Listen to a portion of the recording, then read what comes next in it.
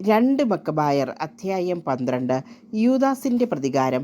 ഉടമ്പടി ഉണ്ടാക്കിയതിനു ശേഷം ലിസിയാസ് രാജാവിൻ്റെ അടുക്കിലേക്കും യഹൂദർ തങ്ങളുടെ കൃഷിസ്ഥലങ്ങളിലേക്കും മടങ്ങി. എന്നാൽ സൈപ്രസ് ദേശാധിപതിയായ നിക്കാനോറും മറ്റ് ദേശാധിപതികളായ തിമോഥെയോസ്, ഗന്നയൂസിൻ്റെ പുത്രൻ അപ്പോളോണിയൂസ്, ഹിയറോണിയൂസ്, ദമോഫോൺ എന്നിവരും യഹൂദരെ ശാന്തിയിലും സമാധാനത്തിലും ജീവിക്കാൻ അനുവദിച്ചില്ല.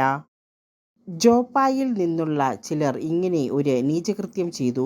തങ്ങൾ ഒരുക്കി നിർത്തിയിരുന്ന വഞ്ചിയിൽ ഭാര്യമാരോടും കുട്ടികളോടുമൊപ്പം കയറാൻ തങ്ങളുടെ ഇടയിൽ പാർത്തിരുന്ന യഹൂദരെ അവർ ക്ഷണിച്ചു. യഹൂദരോട് വിരോധമൊന്നുമില്ലെന്ന് അവർ നടിച്ചു. ശത്രു പൊതുസമ്മതപ്രകാരം ആസൂത്രണം ചെയ്ത പ്രവൃത്തിയായിരുന്നു അത്. അവരുമായി സമാധാനത്തിൽ ജീവിക്കാൻ ആഗ്രഹിച്ച യഹൂദർ അപകടശങ്കയെന്നിയെ ക്ഷണം സ്വീകരിച്ചു. 200ഓളം വരുന്ന അവരെ ജോപ്പാക്കാർ പുറംകടലിലേക്ക് നയിച്ച് മുക്കിക്കൊന്നു.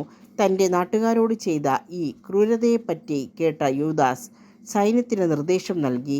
നീതിയുറ്റ വിധിയാളനായ ദൈവത്തെ വിളിച്ചപേക്ഷിച്ചുകൊണ്ട് സഹോദരരുടെ കൊലയാളികളെ ആക്രമിച്ചു. രാത്രി തുറമുഖത്തിന് തീവയ്ക്കുകയും വഞ്ചികൾ ചുട്ടെരിക്കുകയും അവിടെ അഭയം തേടിയവരെയെല്ലാം വധിക്കുകയും ചെയ്തു. നഗര കവാടങ്ങൾ അടച്ചിരുന്നതിനാൽ പിന്നീട് വന്ന ജോപ്പാവാസികളെ ഇല്ലായ്മ ചെയ്യാമെന്ന് തീരുമാനിച്ച് അവൻ മടങ്ങി. എന്നാൽ യാമ്നിയക്കാരും തങ്ങളുടെ മധ്യേ വസിച്ചിരുന്ന യഹൂദരെ ഇപ്രകാരം നശിപ്പിക്കാൻ നിശ്ചയിച്ചിരിക്കുന്നെന്ന് അവൻ അറിഞ്ഞു. അവൻ രാത്രി അവരെ ആക്രമിക്കുകയും തുറമുഖത്തിനും കപ്പലുകൾക്കും തീവയ്ക്കുകയും ചെയ്തു. തീജ്വാലയുടെ പ്രകാശം 240 സ്താദിയോൺ അകലെ ജെറുസലേമിൽ ദൃശ്യമായിരുന്നു. പിന്നീട് അവർ തിമോഥെയോസിനെതിരെ 9 സ്താദിയോണിലധികം മുന്നേറിയപ്പോൾ 5000-ലേറെ കാലാൾപ്പടയാളികളോടും 500-ൽ പരം കുതിരപ്പടയാളികളോടും കൂടെ അറബികൾ അവരെ ആക്രമിച്ചു. ഉഗ്രമായ പോരാട്ടത്തിനു ശേഷം ദൈവസഹായത്താൽ യൂദാസും സൈന്യവും വിജയം നേടി. അപ്പോൾ പരാജയപ്പെട്ട ആ നാടോടികൾ യൂദാസിനോട് മൈത്രിക്ക് അപേക്ഷിച്ചു. കന്നുകാലികളെ നൽകാമെന്നും മറ്റ് എല്ലാവിധത്തിലും ജനത്തെ സഹായിക്കാമെന്നും അവർ വാഗ്ദാനം ചെയ്തു. തീർച്ചയായും അവരെക്കൊണ്ട് പല പ്രകാരത്തിലും ഉപകാരമുണ്ടാകുമെന്ന് കരുതി അവൻ അവരുമായി സമാധാനം സ്ഥാപിക്കാൻ തയ്യാറായി. സഖ്യപ്രതിജ്ഞ ചെയ്തതിനു ശേഷം അവർ കൂടാരങ്ങളിലേക്ക് മടങ്ങിപ്പോയി. അനന്തരം യൂദാസ് കോട്ടകൊത്തളങ്ങളാൽ ബലിഷ്ഠവും വിവിധ വർഗക്കാരായ വിജാതീയർ വസിച്ചിരുന്നതുമായ കാസ്പീൻ നഗരം ആക്രമിച്ചു. കോട്ടയുടെ ബലത്തിലും ഭക്ഷണ സാധനങ്ങളുടെ സമൃദ്ധിയിലും വിശ്വസിച്ച് അഹങ്കരിച്ചിരുന്ന നഗരവാസികൾ യൂദാസിനെയും അനുയായികളെയും പരിഹസിക്കുകയും അവരുടെ നേരെ അസഭ്യം വർഷിക്കുകയും ദൈവദൂഷണം പറയുകയും ചെയ്തു. എന്നാൽ യൂദാസും സൈന്യവും യന്ത്രമുട്ടികളോ മറ്റ് യുദ്ധോപകരണങ്ങളോ കൂടാതെ ജോഷായുടെ കാലത്ത് ജെറിക്കോയെ നിലംപതിപ്പിച്ച ലോകാധിനാഥനെ വിളിച്ചപേക്ഷിച്ചുകൊണ്ട് കോട്ടയുടെ മേൽ ഉഗ്രമായ ആക്രമണം ആരംഭിച്ചു. ദൈവേഷ്ടത്താൽ നഗരം അവർ കീഴടക്കി അസംഖ്യം പേരെ വധിച്ചു. തൊട്ടടുത്തുള്ളതും 2 സ്താദിയോൺ വീതിയുള്ളതുമായ തടാകത്തിൽ രക്തം കവിഞ്ഞൊഴുകുന്നതായി കാണപ്പെട്ടു. അവിടെ നിന്ന് 750 സ്താദിയോൺ ചെന്നപ്പോൾ കരാക്സിൽ തൂബിയാനി എന്ന് വിളിക്കപ്പെടുന്ന യഹൂദരുടെ അടുത്തെത്തി. തിമോഥെയോസിനെ ആ പ്രദേശത്ത് അവർ കണ്ടെത്തിയില്ല. ശക്തമായ കാവൽസേനയെ ഒരു ദിക്കിൽ നിയോഗിച്ചിരുന്നെങ്കിലും ഒന്നും നേടാതെ അവൻ സ്ഥലം വിട്ടിരുന്നു. മക്കബെയൂസിൻ്റെ കീഴിലുണ്ടായിരുന്ന ദൊസീത്തേവൂസ്, സോസിപാത്തർ എന്നീ പടനായകന്മാർ സൈന്യത്തെ നയിച്ച ശക്തിദുർഗങ്ങളിൽ തിമോഥെയോസ് നിർത്തിയിരുന്ന 10,000-ൽ പരം പടയാളികളെ കൊന്നു. മക്കബെയൂസ് സൈന്യത്തെ പല ഗണങ്ങളായി വിഭജിച്ച് ഓരോന്നിനും നായകന്മാരെ നിയോഗിച്ചതിനു ശേഷം 1,20,000 കാലാൾ പടയാളികളും 2,500 കുതിരപ്പടയാളികളുമൊത്ത് പലായനം ചെയ്ത് തിമോഥെയോസിനെ അനുധാവനം ചെയ്തു. യൂദാസ് അടുത്തുവരുന്നു എന്ന് അറിഞ്ഞ തിമോഥെയോസ് സ്ത്രീകളെയും കുട്ടികളെയും ഭാണ്ഡങ്ങളോടൊപ്പം കർണായിം എന്ന സ്ഥലത്തേക്ക് അയച്ചു. എന്തെന്നാൽ ആ സ്ഥലം ഇടുങ്ങിയ മാർഗങ്ങളോട് കൂടിയതും ദുർഗമവും ആയതിനാൽ ആക്രമണ സാധ്യത കുറഞ്ഞതായിരുന്നു. യൂദാസിൻ്റെ സൈന്യത്തിൽ ആദ്യഗണത്തെ കണ്ടപ്പോൾ തന്നെ ശത്രുക്കൾ സർവദർശിയായവൻ്റെ ദർശനത്തിൽ ഭയവിഹ്വലരായി ഇടംവലം നോക്കാതെ ചിതറിപ്പായുകയും പലപ്പോഴും പരസ്പരം ഏറ്റുമുട്ടി സ്വന്തം വാളാൽ മുറിവേൽക്കുകയും ചെയ്തു. യൂദാസ് ആവേശപൂർവ്വം പിന്തുടർന്ന് ആ പാപികളെ വാളിനിരയാക്കി. 30,000-ഓളം പേർ വധിക്കപ്പെട്ടു. ദോസിത്തേവൂസിൻ്റെയും സോസിപാത്തറിൻ്റെയും സൈന്യത്തിൻ്റെ പിടിയിൽ തിമോത്തിയോസ് അകപ്പെട്ടു. എന്നാൽ അവൻ അവരിൽ പലരുടെയും മാതാപിതാക്കളും ചിലരുടെ സഹോദരരും തൻ്റെ അധീനതയിലുണ്ടെന്നും അവർക്ക് ഒരു പരിഗണനയും ലഭിക്കുകയില്ലെന്നും കൗശലപൂർവ്വം വ്യാജം പറഞ്ഞു തന്നെ സുരക്ഷിതനായി വിട്ടയക്കണമെന്നപേക്ഷിച്ചു.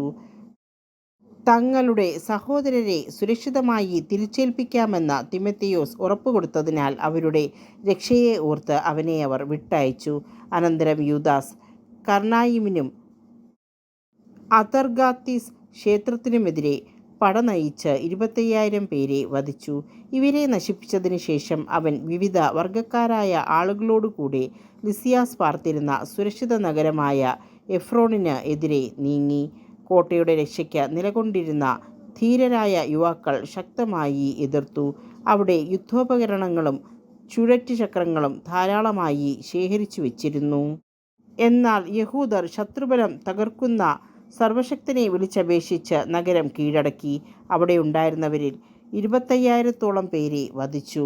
അനന്തരം അവിടെ നിന്ന് പുറപ്പെട്ട് അവർ ജെറുസലേമിന് 600 സ്താദിയോൻ അകലെയുള്ള സ്കിത്തോപോളിസിലേക്ക് തിടുക്കത്തിൽ പോയി.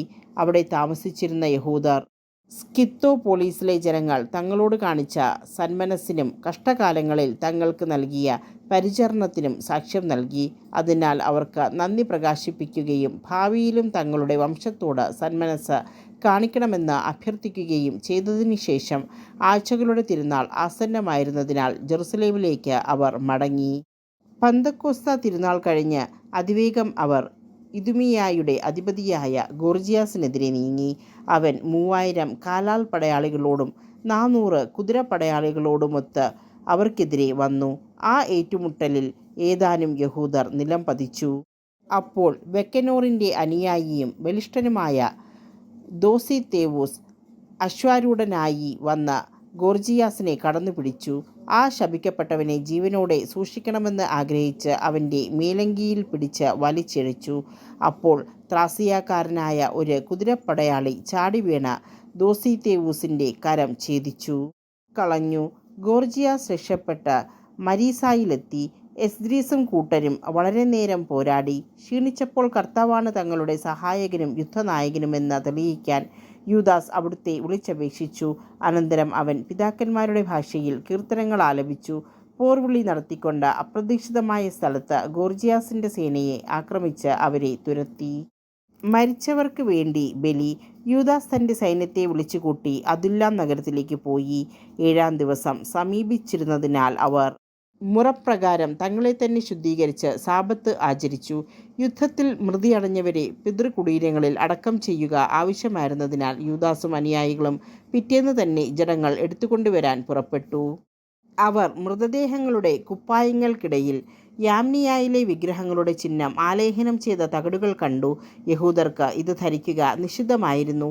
ഇവർ മരിക്കാൻ കാരണം അതാണെന്ന് ഏവർക്കും വ്യക്തമായി.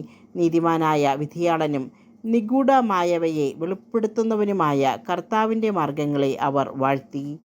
ഇവരുടെ ഈ പാപം തുടച്ചു മാറ്റണമെന്ന് യാചിച്ച് അവർ പ്രാർത്ഥനയിൽ മുഴുകി. പാപം നിമിത്തം മരണത്തിന് ഇരയായവർക്ക് സംഭവിച്ചതെന്തെന്ന് ഒരിക്കൽ കണ്ട ജനത്തോട് പാപത്തിൽ നിന്ന് ഒഴിഞ്ഞു നിൽക്കാൻ വീരപുരുഷനായ യൂദാസ് ഉപദേശിച്ചു. അനന്തരം അവൻ അവരിൽ നിന്ന് 2000-ഓളം ദ്രാഗ്മ വെള്ളി പിരിച്ചെടുത്ത് പാപപരിഹാരങ്ങൾക്കായി ജെറുസലേമിലേക്ക് അയച്ചു കൊടുത്തു. പുനരുത്ഥാനം ഉണ്ടാകുമെന്ന് ഉറച്ച് യൂദാസ് ചെയ്ത ഈ പ്രവൃത്തി ശ്രേഷ്ഠവും ഉചിതവും തന്നെ. മരിച്ചവർ ഉയർക്കുമെന്ന പ്രതീക്ഷയില്ലായിരുന്നെങ്കിൽ അവർക്ക് വേണ്ടി പ്രാർത്ഥിക്കുന്നത് നിഷ്പ്രയോജനവും ഭോഷത്വവുമാകുമായിരുന്നു. എന്നാൽ ദൈവഭക്തിയോടെ മരിക്കുന്നവർക്കായി ഒരുക്കിയിരിക്കുന്ന അമൂല്യ സമ്മാനത്തെക്കുറിച്ച് അവൻ പ്രത്യാശ പുലർത്തിയെങ്കിൽ അത് പാവനവും ഭക്തിപൂർണവുമായ ഒരു ചിന്തയാണ്. അതിനാൽ മരിച്ചവർക്ക് പാപമോചനം ലഭിക്കുന്നതിന് അവൻ അവർക്ക് വേണ്ടി പാപപരിഹാര കർമ്മം അനുഷ്ഠിച്ചു.